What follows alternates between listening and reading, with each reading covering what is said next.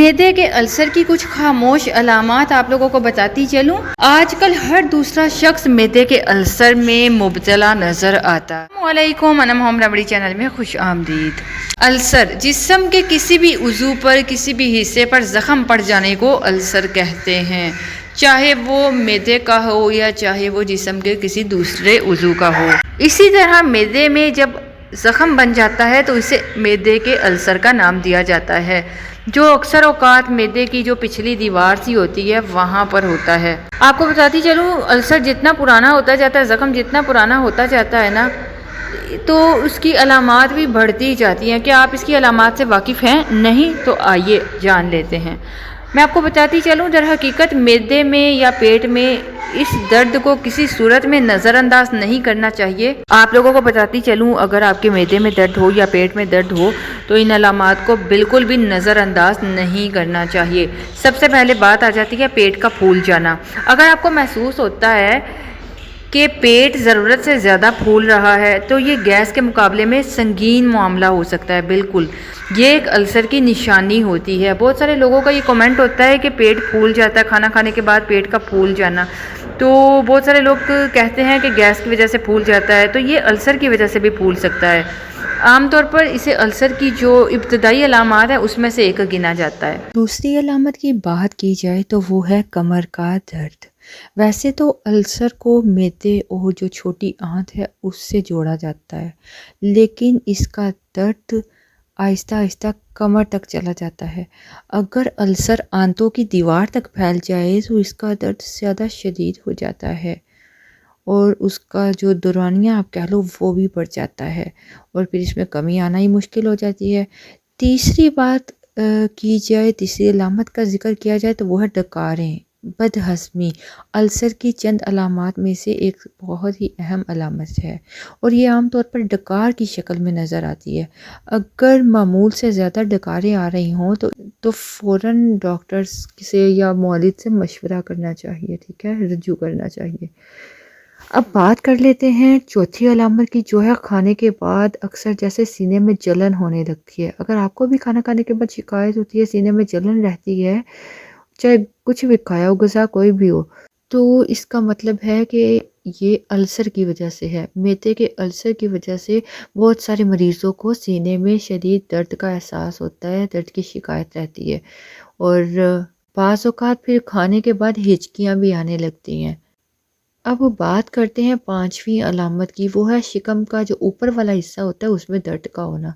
السر کی سب سے آپ کہہ لو عام علامت ہے یہ کہ آپ کا جو شکم کا اوپری حصہ ہوتا ہے نا اس میں درد ہونے لگتا ہے۔ شکاگو یونیورسٹی کی ایک تحقیق میں آپ کو بتاتی چلوں کہ یہ ثابت ہوا ہے، السر اوپر والی جو غذائی نالی ہوتی ہے، ٹھیک ہے، اس میں کسی بھی جگہ پہ ہو سکتا ہے۔ بہت سارے لوگ تو بلکہ اکثر لوگ یہی سوچتے ہیں کہ یہ چھوٹی آنت یا معدے میں ہوتا ہے، جہاں درد محسوس ہوتا ہے نا وہاں کہتے ہیں السر ہو گیا۔ یہ درد میں آپ کو بتاتی چلوں عام طور پر سینے کی جو ہڈی ہوتی ہے اور ناف کے درمیان وہاں بھی ہوتا ہے، اور جلن، خارش یا طبیعت میں سستی سی آ جاتی ہے، ہر وقت جسم تھکا تھکا رہتا ہے، اور یہ جو سب کیفیت ہے سٹارٹ میں تو ہلکی بہت ہو سکتی ہے، قابل برداشت ہو سکتی ہے، لیکن اگر السر بڑھ جاتا ہے تو یہ ساری علامات بھی زیادہ تکلیف دینے لگتی ہیں۔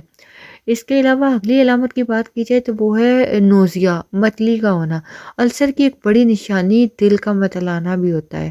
آپ کو بتاتی چلوں طبی ماہرین کے مطابق السر کے وجہ سے نا ہاضمے میں پرابلم آ جاتی ہے، جس کی وجہ سے دل متلانے لگتا ہے، خصوصاً صبح کے وقت تو ایسے لگتا ہے جیسے نا ابھی وومٹ ہو جائے گی۔ السر کی وجہ سے خوراک بھی صحیح سے ہضم نہیں ہوتی اور دل متلاتا رہتا ہے۔ اس کی جو اگلی علامت کی بات کی جائے تو وہ ہے وومٹ ہونا، قے ہونا۔ اگر السر بڑھ جائے نا تو وقت کے ساتھ ساتھ دل تو متلاتا ہی ہے، متلی تو محسوس ہوتی ہے، بلکہ یہ متلی قے کی شکل بھی اختیار کر لیتی ہے، ٹھیک ہے، وومٹنگ ہونا شروع ہو جاتی ہے۔ اسی طرح طبی ماہرین کا یہ بھی کہنا ہے کہ ایسی صورت میں جو ادویات ہیں جیسے اسپائرین کا استعمال کرنا اور بروفن سے بالکل بھی اس کو یوز نہیں کرنا چاہیے، دور رہنا چاہیے، کیونکہ ان کے استعمال کی وجہ سے جو السر کی حالت ہے وہ اور بھی خراب ہونے لگتی ہے۔ اب اگلی اگر بات کریں علامت کی تو اس میں آ جاتا ہے کہ وومٹ وغیرہ ہوتی ہے تو اس میں بلیڈنگ ہونا، یا اگر آپ واش روم جاتے ہو اسٹول پاس کرتے ہو تو اس میں بلیڈنگ کا مسئلہ ہو سکتا ہے۔ تو واش روم میں اگر آپ کو خون آتا ہے تو یہ بھی ہو سکتا ہے کہ یہ آپ کے معدے کے السر کی نشانی ہے۔ اگر ایسی کوئی شکایت ہو تو فوراً ڈاکٹر کے ضرور جانا چاہیے، ٹیسٹ کروانا چاہیے، ٹھیک ہے، ڈائگنوز کروانا چاہیے۔ اس کے بعد جو نیکسٹ علامت کی بات کی جائے وہ ہے جیسے بھوک ہی کم ہو جاتی ہے، کھانا کھانے کی جو خواہش ہے نا وہ ختم ہونے لگتی ہے، بھوک ہی نہیں لگتی، دل ہی نہیں چاہتا کھانا کھانے کو۔ السر کے جو زیادہ تر مریض ہوتے ہیں نا ان میں تو بہت زیادہ یہ پرابلم ہوتی ہے کہ بھوک نہیں لگتی، جس کی وجہ سے جو غذا کا استعمال کم ہونے لگتا ہے اور وومیٹنگ زیادہ ہونے لگتی ہے تو وزن بھی کم ہونے لگتا ہے، وزن میں بھی کمی آنے لگتی ہے۔ اسی طرح اگلی اس کے بعد علامت ہے جس میں ہوتا ہے کہ بھوک کا نا عجیب سا یہ احساس ہوتا ہے۔ السر کی وجہ سے بھوک کی جو کمی آ جاتی ہے نا، کھانا کھانے کے بعد آپ کہہ لو 1 سے 2-3 گھنٹے تک نا ناف یا سینے کے درمیان درد سا رہتا ہے، اور اکثر اوقات تو جو مریض ہیں وہ سمجھتے ہیں کہ بھوک ہو رہی ہے، بھوک کی وجہ سے ہے، یا کچھ لوگ سمجھتے ہیں کھانا کھانے کی وجہ سے ایسا ہو گیا ہے، تو یہ بھی ایک السر کی علامت ہوتی ہے۔ آپ کو لاسٹ میں یہ بھی بتاتی چلوں کہ السر کس وجہ سے زیادہ ہو سکتا ہے، بڑھنے لگتا ہے۔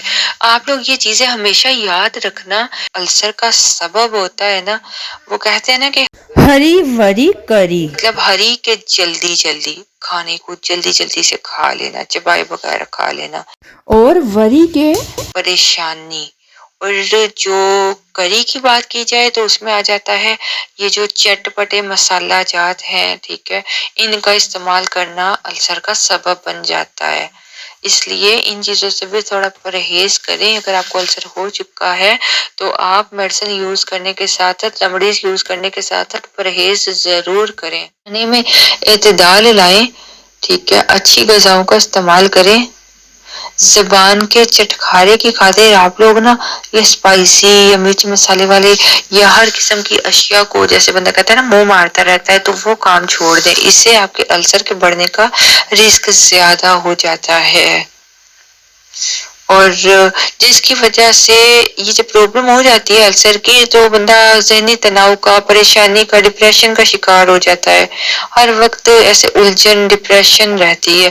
یہ بھی معدے کے السر کی وجوہات میں سے ایک وجہ ہے، اور معدے کا السر ان لوگوں میں زیادہ ہوتا ہے جن کے والدین میں بھی ایسی کوئی بیماری رہ چکی ہو، جیسے کہتے ہیں نا کہ نسل در نسل کوئی چیز چلتی آتی ہے، تو ان لوگوں کے ساتھ بھی ایسی پرابلم ہو جاتی ہے جن کی فیملی میں پہلے ہی ایسی کوئی پرابلم ہو چکی ہو۔ امید کرتی ہوں آپ کو ویڈیو پسند آئے گی، پسند آئے تو آپ نے لائک ضرور کرنا ہے، انم ہمارا میڈی چینل کو وزٹ کر لیجئے، اور وزٹ کرنے کے بعد کچھ انفارمیٹیو لگے تو سبسکرائب کر لیجئے گا۔